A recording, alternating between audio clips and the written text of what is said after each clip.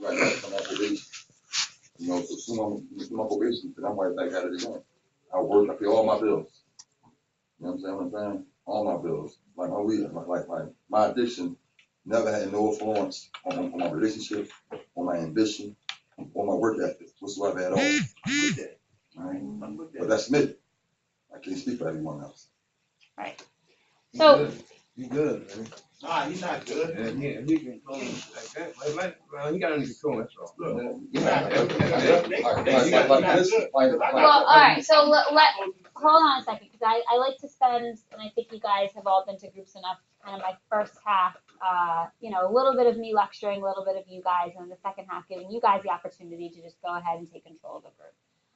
And like I said, I can understand where people say that, they don't agree with the holidays being a tough time of year, that, every day is a tough time of year, or every day is difficult for them. But the reason I say it is because just within my group, I have seen a lot of relapsing occur within the last few weeks. And I think that it goes back to, you start seeing family members that may bring up certain feelings for you during the holidays that you haven't been able to deal with. So you go to your nearest coping mechanism, which may or may not be a drug, may or may not be, anger, it may be violence, something.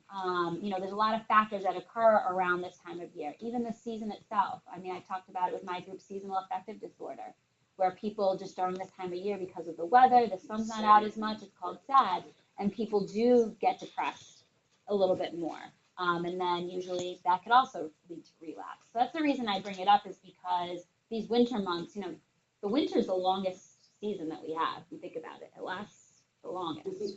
It really goes from November all the way up until what? March. That's November, December, January, February, March, 5 months. So it also promotes, especially when we start getting the snow, promotes isolation, and a lot of times people isolate. That's when relapse occurs. And like you said too, it is about the willpower of the person. But when you have all these variables kind of compounded and weighing on you, and you don't have the coping skills, that's your first go-to. Listen, it's like me, I don't get high at all. But I go to bars just to buy soda. But I ain't up there, I can't do it, I'm tired, I don't want to do it no more. I never touched it. I can't remember my own, I can't understand Yeah, and that goes back to that whole concept of willpower. You built up you're tired, you built up your willpower, you realize that this isn't what I want for myself anymore. And people can say that a lot, but again, they don't have those coping skills. They don't have the resources that they need, or they're not using what's available to